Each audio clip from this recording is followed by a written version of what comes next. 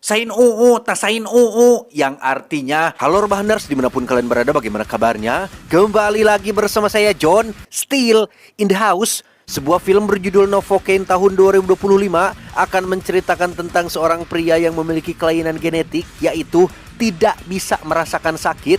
Nah, seru nih kayaknya. Seperti apa ceritanya? Langsung saja pasang handsfree, simetriskan posisi rebahan, kencangkan celana dalam, selamat menonton. Dan pasti Anda semua kangen momen-momen satu ini. 1, 2, 3.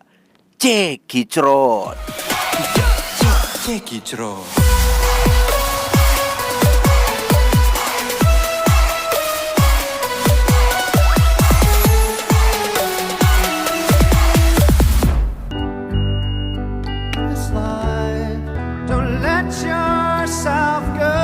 Kisah akan berfokus pada seorang pegawai bank bernama Nathan Ken yang kala itu mengawali paginya dengan minum jus cau dicampur dengan daun tales. Setelah menempuh perjalanan dengan sedikit kemacetan, sampailah Nathan di bank tempat kerjanya untuk mengikuti apel pagi, di mana Nathan rupanya diam-diam naksir kepada salah satu pegawai bernama Sherry yang diketahui baru bekerja di sana selama kurang lebih 2 bulanan. Tomorrow we put the trust. Nice, powerful. Good stuff.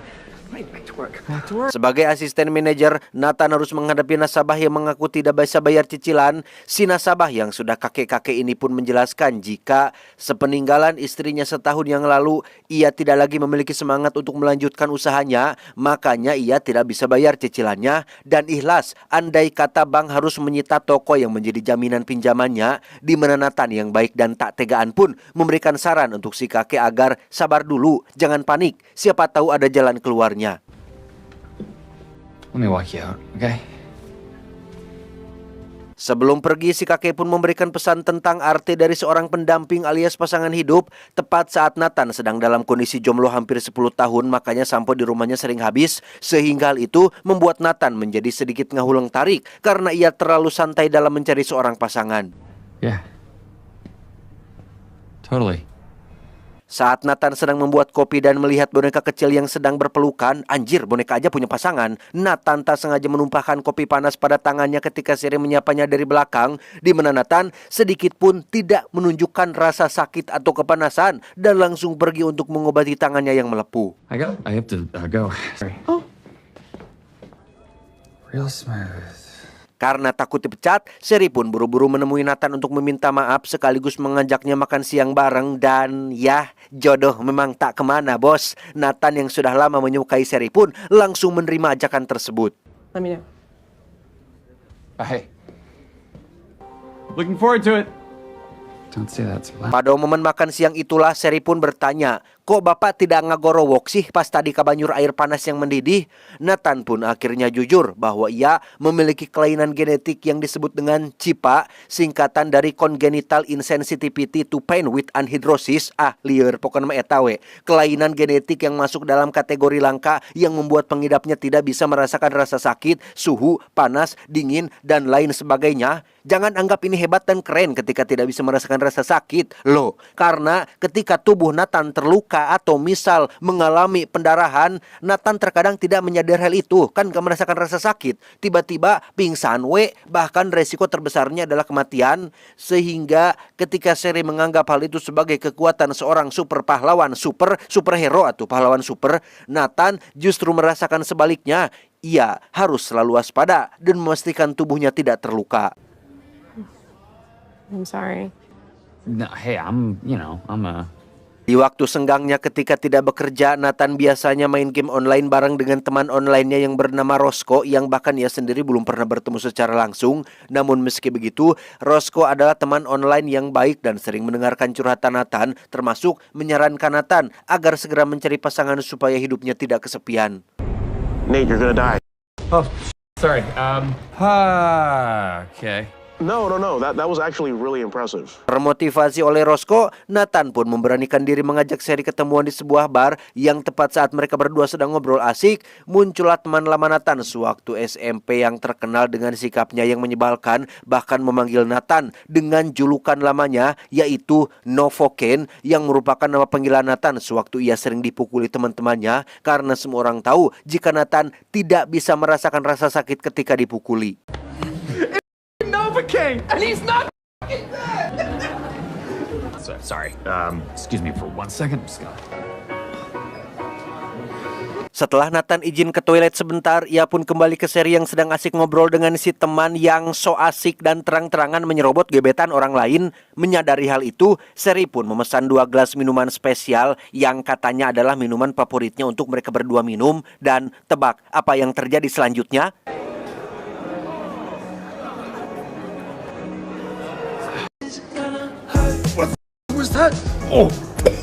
Ya, itu adalah minuman alkohol yang dicampur dengan saus pedas ghost pepper. Nathan sih baik-baik saja, tapi tidak bagi si teman yang sehah kepedasan. Beberapa waktu berlalu setelah hubungan Nathan dan Sherry semakin dekat tapi belum sampai membuat komitmen, Nathan tampak menjalani hidupnya dengan penuh gairah, di mana tepat hari ini Nathan berencana untuk nembak Sherry dan mengajaknya untuk ke hubungan yang lebih serius, tetapi Sherry, so last night was life-changing.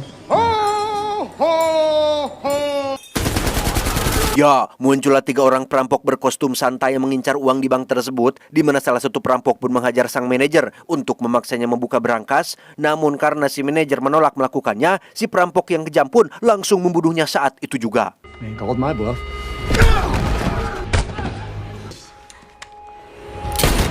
Bapak manajer mati, para perampok pun mengincar asisten manajer yang tiada lain adalah Nathan untuk membuka berangkasnya. Sama seperti atasannya, Nathan menolak melakukannya sehingga membuat si perampok tidak punya pilihan lain selain menembaknya, tetapi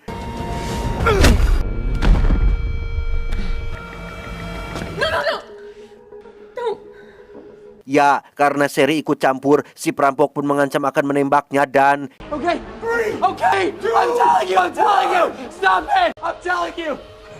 ya, itulah kelemahan Nathan. Tak ingin melihat calon ibu dari anak-anaknya mati, Nathan pun terpaksa memberitahu kode berangkas sehingga para perampok pun langsung menggasak semua uang yang ada di bank tersebut.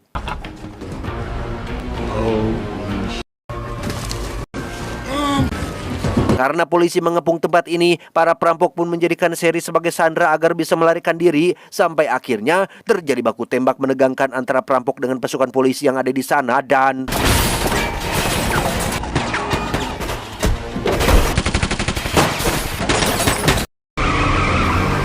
tak lama setelah para perampok pergi sembari membawa Sherry, Nathan pun keluar dengan maksud untuk meminta bantuan. Tak bisa hanya mengandalkan aparat yang katanya akan datang 8 menit lagi, Nathan pun mengambil pistol milik salah satu polisi yang terluka, termasuk mencuri mobil polisi yang ada di sana. Sorry, I will bring it back. Oh my God. Hey, you good? Guys. Dikira yang mengejar adalah polisi betulan, si ketua perampok yang bernama Simon tidak pakai tok pun meminta satu rekannya yang beda mobil untuk berpencar sehingga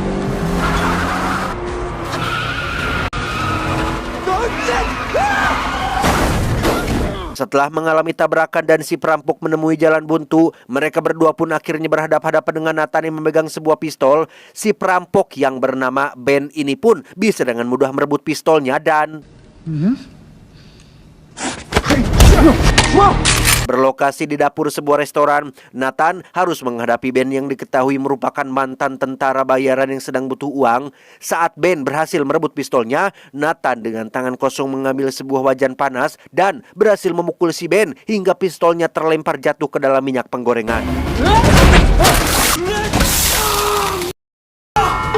Ben pun membanting Nathan ke sana kemari tanpa tahu jika ia tidak bisa merasakan rasa sakit. Bahkan karena Nathan ini adalah orang baik yang tidak pernah menyakiti orang lain, ia pun sempat-sempatnya meminta maaf saat Ben salah memukul sasaran.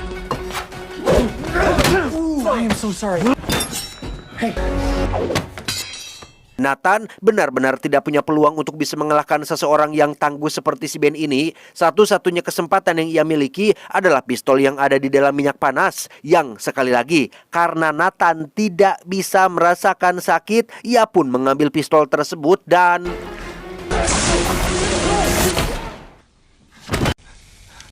Setelah Ben mati, Nathan pun menemukan ponselnya yang berisi pesan bahwa Simon sudah berada di markas. Tak tahu di mana lokasinya, Nathan pun memotret tato pada lengan Ben untuk dijadikan sebagai petunjuk menemukan di mana lokasi markasnya. Dengan bantuan Roscoe, teman online-nya, Nathan pun mengirim foto tersebut untuk melacak di mana salon tato yang membuat tato tersebut. Sementara Nathan akan pergi dulu ke tempat si kakek nasabahnya untuk mengobati luka tembakan yang sempat ia terima. Okay, thank you. Thank you, bye.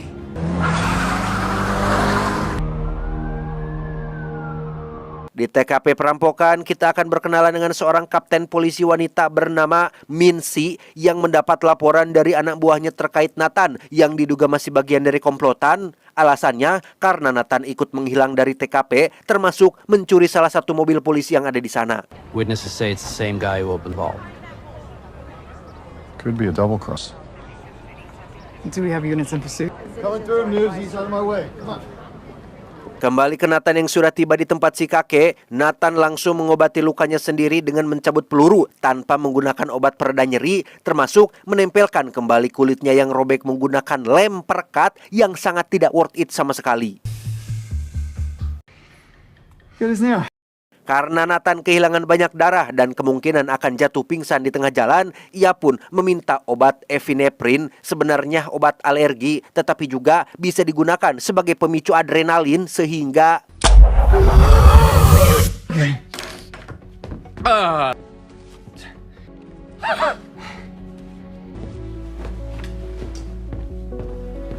saat akan pergi, Nathan mendapat pesan dari Roscoe terkait lokasi salon tato yang tadi ditanyakan, yang mana dalam perjalanan menuju ke sana, Nathan dihubungi oleh Ibu Mincy yang sedang berada di TKP kematian si Ben.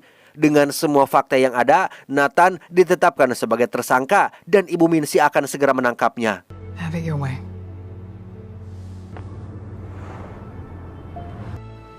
Yeah, let's move. Beralih ke markas para perampok, kita akan melihat Simon si ketua perampok sedang ngobrol dengan rekannya yang bernama Nigel. Nigel ini ternyata adalah kakaknya si Ben. Ia mengkhawatirkan adiknya yang tak kunjung datang sehingga terjadilah sedikit perdebatan antara mereka berdua, tapi Simon berhasil menenangkannya. Because you're bumming me out. Come on. Dan Anda semua yang menonton mungkin akan cukup dibuat terkejut saat mengetahui fakta di balik perampokan tadi, bahwa wanita idaman yang sedang Nathan coba selamatkan saat ini tiada lain dan tiada bukan adalah salah satu komplotan perampok. Bahkan tak hanya itu saja, Sherry merupakan adik kandung dari Simon yang sengaja ditugaskan untuk memanfaatkan sosok Nathan agar mempermudah mereka mendapatkan uang di dalam brankas bank tersebut.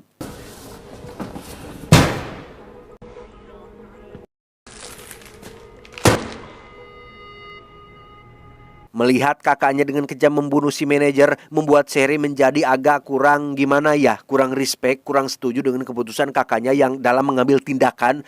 Menurutnya, Simon tak perlu sampai menghilangkan nyawa seseorang karena tujuan utama mereka adalah mengambil uang yang ada di bank itu. He was a Nigel too, wasn't he?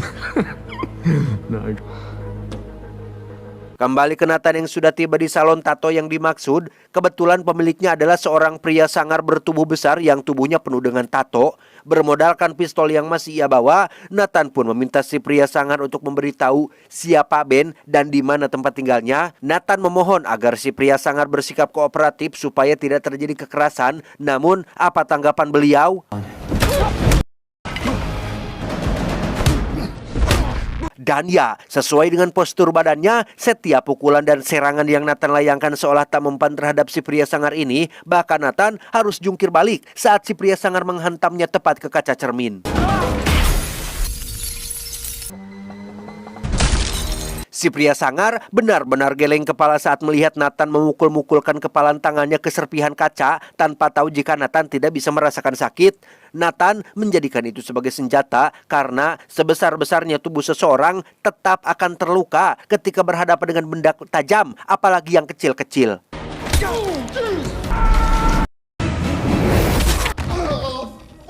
Setelah si pria sangar menyebutkan nama lengkap Ben, Nathan pun langsung menghubungi Roscoe untuk melacak nama tersebut. Tidak pakai lama, Roscoe berhasil mendapatkan identitasnya, termasuk alamat rumah yang menjadi tempat tinggalnya. Yeah, Merry Christmas to you too.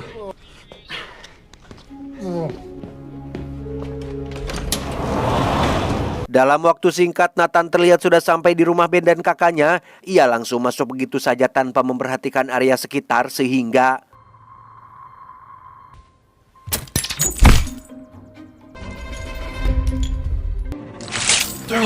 ya, sebagai mantan tentara, Ben Nigel ternyata menyiapkan jebakan tersembunyi kalau ada orang asing yang masuk ke dalam rumahnya. Dan tebak, jebakan apa lagi yang mereka siapkan? Come on, really? Setelah terkena 2 jebakan tak terduga, Nathan pun menemukan sebuah seragam dengan nama Ben yang merupakan seragam sebuah bengkel yang berada tidak jauh dari lokasi tersebut, di mana Nathan tiba-tiba saja terkena jebakan lain, yaitu saat Nathan sedang terkena jebakan gantung tali, ia pun langsung menelepon satu-satunya sahabat yang ia miliki, siapa lagi kalau bukan Roscoe. Nathan meminta Roscoe untuk datang ke sana dan menolongnya dari jebakan, di mana Roscoe ini katanya memiliki tubuh tinggi besar seperti The Rock dan wajah hampir mirip dengan Jason Momoa, sehingga sangat cocok untuk membantunya ketika dalam kesulitan seperti ini. Okay, 10 minutes. You here, bro? Tak lama, muncullah Nigel yang baru pulang ke rumah dan menemukan Nathan sedang masih tergantung. Nathan mengaku sebagai pencuri biasa yang salah pilih rumah supaya bisa cepat dilepaskan. Namun tiba-tiba muncullah panggilan telepon dari Simon yang memberitahu tentang Ben, adiknya yang sudah mati, dibunuh oleh seseorang dengan ciri-ciri yang sama persis seperti si Nathan ini. Why don't you just get back here and we'll figure it all out.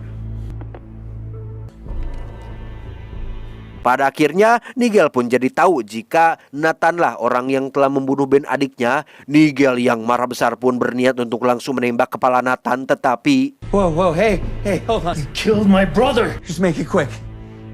ya, Nathan yang cerdas pun dengan sengaja meminta Nigel untuk membunuhnya dengan cepat, nggak pakai lama, sehingga secara tidak langsung itu menyadarkan Nigel bahwa kematian yang cepat terlalu mudah untuk pembunuh adiknya, sehingga Nigel pun punya cara lain untuk membalaskan kematian sang adik, yaitu akan disiksa terlebih dahulu tanpa tahu jika Nathan adalah orang yang tidak bisa merasakan rasa sakit. You understand pain? Yeah.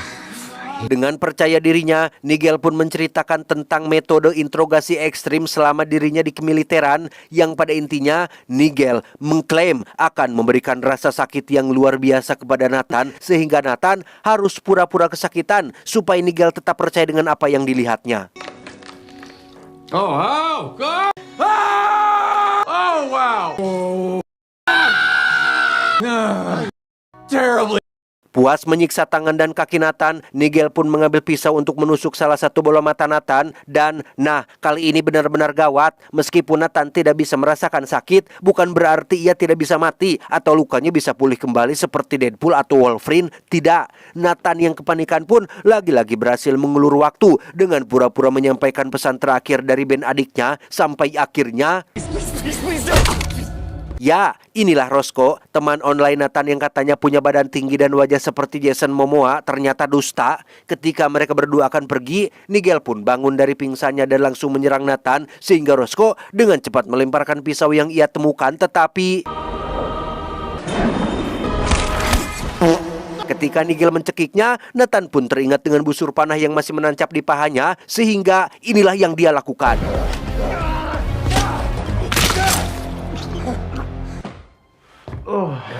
Setelah Nigel mati, Nathan pun berencana pergi ke bengkel tempat seri disekap, di mana Roscoe yang mengaku datang ke sana dengan motor besar pun menawarkan kendaraannya supaya Nathan bisa lebih cepat sampai. Tetapi I think I have an idea. Your Harley, it's still parked out front, yeah?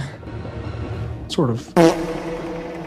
waduh lagi, tepat saat Mincy dan rekannya sudah ada di lokasi, Nathan pun langsung mengendarai motor Harley wawadulannya, yang ketika Mincy dan si rekan berhasil menangkapnya, ternyata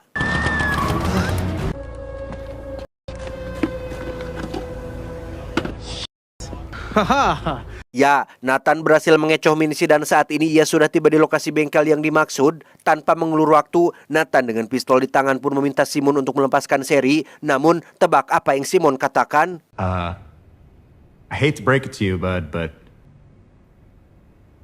she's my sister. Dan betapa syoknya seorang Nathan ketika semua pengorbanan dan perjuangan yang ia lakukan ternyata hanya sia-sia saja, di mana Simon langsung menghantamnya hingga tersungkur dan menyeretnya ke bawah mesin dongkrak untuk ditindih menggunakan mobil. Let's see how you do. A little pressure.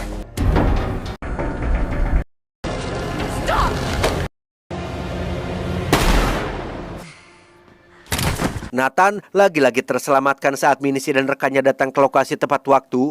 Setelah semuanya selesai, Sherry pun ditangkap dengan tuduhan perampokan, sementara Nathan dibawa oleh tim medis untuk mendapat perawatan. Yeah, well, good thing we're here to save his ass. Wouldn't that be amazing if we... Dan ya, Simon ternyata masih hidup dan berhasil menembak rekannya Ibu Minsi, di mana Simon juga berhasil merebut mobil ambulan milik petugas dengan Nathan yang masih berada di dalamnya.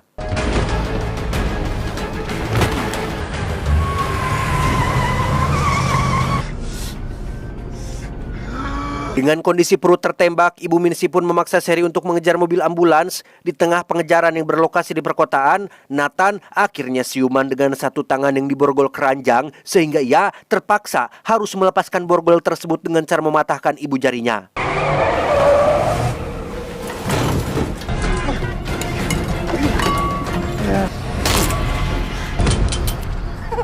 Dan lagi, Nathan kembali apes saat pistol yang ia gunakan ternyata kosong. Tak mau menyerah begitu saja, Nathan pun melihat sebuah alat kejut listrik dan kepikiran untuk memanfaatkannya.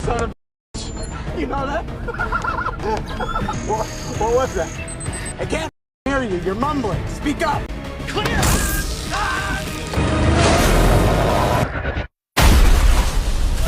Berlokasi di pelabuhan, Nathan berhasil membuat mobilnya terguling dengan kondisi tubuhnya yang tentunya masih baik dan sehat walafiat, di mana Simon juga masih baik-baik saja, bahkan langsung melakukan serangan kepadanya.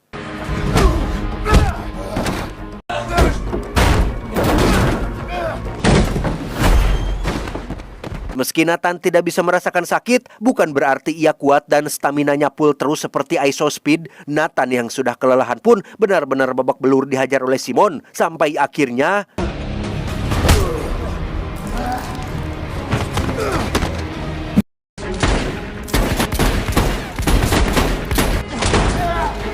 ya, Sherry datang tepat waktu untuk mencegah kakaknya membunuh Nathan. Menyadari sang adik sudah tidak berpihak kepadanya, Simon pun tak ragu lagi untuk membunuh Sherry. Di tengah momen krusial itulah, Nathan tak sengaja melihat kotak P3K yang jatuh dari ambulan berisi obat alergi yang mengandung adrenalin, sehingga Nathan langsung mengambilnya dan inilah yang terjadi. Feel this.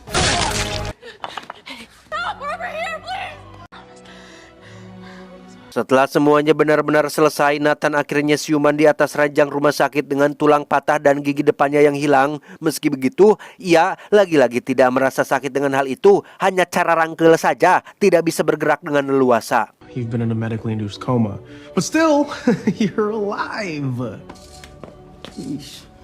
Tak lama, muncullah Ibu Minsi yang ingin memberitahu terkait tuduhan sebelumnya bahwa Nathan dinyatakan tidak bersalah, tapi harus mempertanggungjawabkan kerusakan fasilitas yang sudah ia timbulkan. My daughter. Thank you. 1 tahun berlalu, Nathan kini sudah sembuh dan sekarang ia fokus menjadi streamer game online dengan jumlah subscriber yang masih di bawah IQ 7. Tak hanya itu saja, Nathan juga rutin mengunjungi Sherry yang sedang menjalani hukumannya di penjara untuk mengucapkan ulang tahun yang jatuh tepat hari ini. Dengan fakta bahwa cewek idamannya kini sudah tidak layak dijadikan seorang istri dan jauh dari kata solehah, Nathan yang kapok pacaran pun berniat untuk mencari pasangan hidup dengan tata cara yang benar sesuai tuntunan, yaitu dengan cara ta'aruf demi untuk mendapat hidup yang lebih barokah dan menyempurnakan penghambaannya.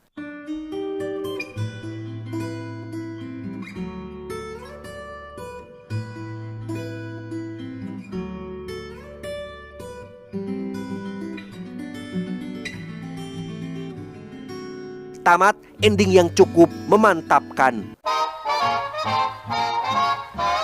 Pertanyaannya, jika Anda mengidap kelainan genetik seperti yang Nathan alami, kira-kira hal gila apa yang akan Anda lakukan? Coba tulis di komen, jangan judul terus, kampret, monyong, setan, bab. Pesan yang bisa kita ambil dari film ini adalah, yakinlah ada sesuatu yang menantimu setelah sekian banyak kesabaran yang akan membuat Anda terpana hingga Anda lupa betapa pedihnya rasa sakit. Saya John mewakili jajaran direksi IQ 7 yang bertugas mengucapkan terima kasih dan sampai jumpa di video selanjutnya. Adios. Bodoh amat, tuh bisa mikir. Poho deui rek naon atuh kata-kata terakhir lah. Capek mikir.